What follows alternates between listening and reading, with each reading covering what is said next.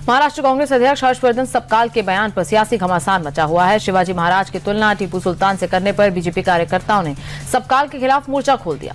पुणे में प्रदेश कांग्रेस चीफ के खिलाफ केस भी दर्ज हो गया है। सीएम फडणवीस ने भी बयान की निंदा करते हुए कहा कि उन्हें शर्म आनी चाहिए। दरअसल हर्षवर्धन सपकाल ने कहा था कि टीपू सुल्तान को शिवाजी महाराज के बराबर मानना चाहिए।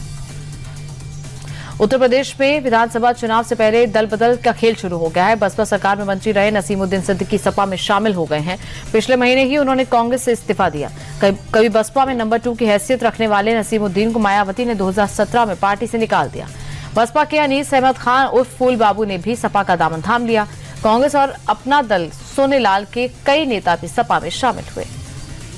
एसआईआर को लेकर एक बार फिर से सपा प्रमुख अखिलेश यादव ने बीजेपी और चुनाव आयोग पर निशाना साधा। अखिलेश यादव ने कहा कि बीजेपी और चुनाव आयोग एक ही हैं।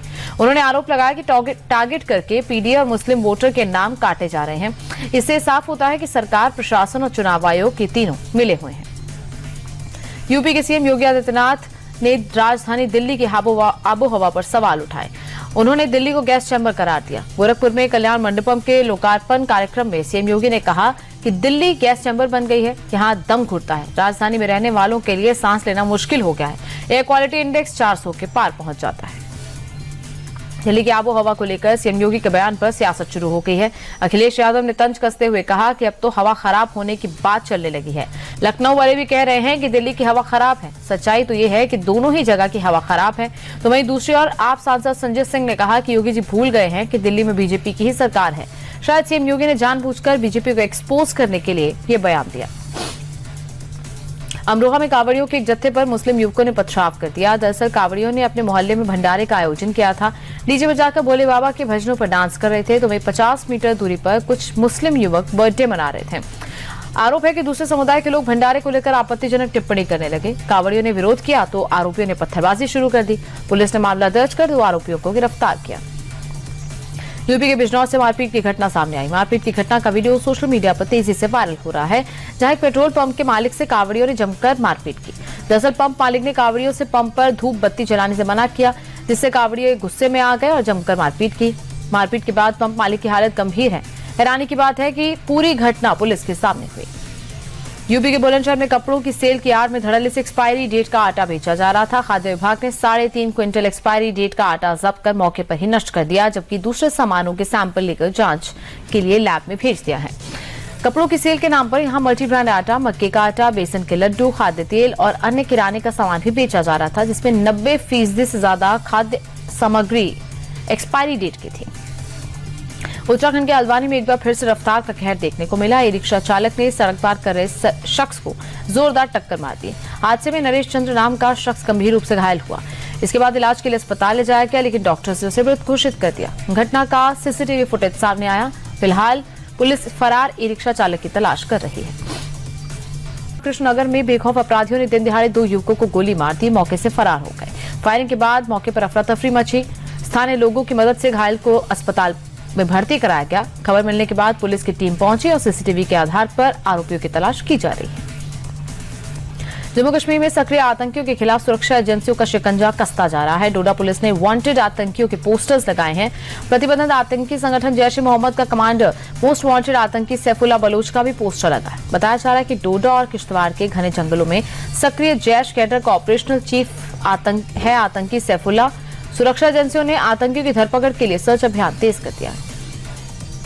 यूपी के बुलंदशहर से मजहब की दीवारों को तोड़कर आस्था की एक अनोखी तस्वीर सामने आई। मुराद पूरी होने पर एक मुस्लिम महिला ने कांवड़ यात्रा शुरू की।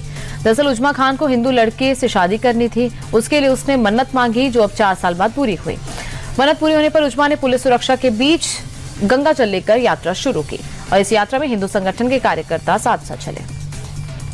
यूपी के संभल की मुस्लिम महिला तमन्ना मलिक ने भोले बाबा के प्रति आस्था की एक नई मिसाल पेश की। तमन्ना मन्नत पूरी होने के बाद बुरके में हरिद्वार से कांवड़ लेकर संभल पहुंची। शिवनाथ तीर्थ पर भोलेनाथ का जलाभिषेक किया। वहीं पुलिस और प्रशासन ने तमन्ना को सुरक्षा दी और सैकड़ों श्रद्धालुओं ने उस पर फूल बरसाए। दरअसल तमन्ना ने गांव के एक प्रेमी से शादी के लिए भगवान शिव से मन्नत मांगी थी। देश की सबसे बड़ी एयरलाइन इंडिगो बड़े पैमाने पर पायलट्स की भर्ती करने की तैयारी में है। कंपनी 1000 से ज्यादा पायलट्स की भर्ती करेगी। ये भारतीय विमानन क्षेत्र में किसी भी एयरलाइन द्वारा की जाने वाली सबसे बड़ी भर्ती मुहिम में से एक है। कंपनी ने फैसला पिछले साल दिसंबर में सबसे बड़े उड़ान संकट के बाद लिया। क्रू की कमी के कारण इंडिगो को महज 7 दिनों में 5,000 से ज्यादा उड़ानें रद्द करनी पड़ी थी। सड़क हादसों के पीड़ितों को आपातकालीन चिकित्सा उपलब्ध कराने के उद्देश्य से केंद्र सरकार ने पीएम राहत योजना शुरू की। इसके तहत सड़क दुर्घटना पीड़ितों को 1.5 लाख रुपए तक का कैशलेस उपचार मिलेगा। भारत में हर साल सड़क दुर्घटनाओं में बड़ी संख्या में मौत होती है। सड़क परिवहन मंत्रालय ने एक स्टडी का हवाला देते हुए कहा कि अगर पीड़ितों को हादसे के पहले घंटे के अंदर अस्पताल में भर्ती कराया जाए तो सड़क हादसे में होने वाली मौतों की संख्या लगभग 50% कम हो जाती है।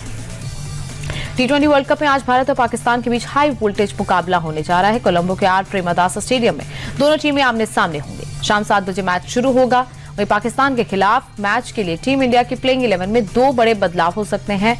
अभिषेक शर्मा टीम इंडिया में वापसी करेंगे, जिसके बाद संजू सैमसन का टीम से बाहर होना तय माना जा रहा है। वहीं अर्शदीप सिंह की जगह कुलदीप यादव को प्लेइंग 11 में जगह मिल सकती है।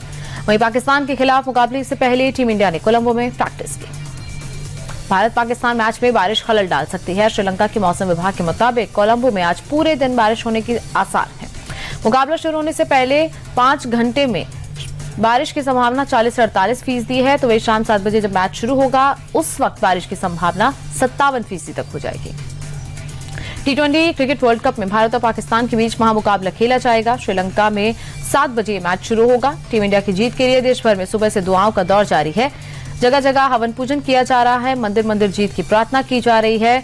अलग अलग शहरों में भी कई लोग क्रिकेट फैंस भारत की जीत के लिए हवन पूजन कर रहे हैं। बच्चों ने भी महाशिवरात्रि पर पाकिस्तान के खिलाफ भारत की जीत के लिए हवन में आहुति दी।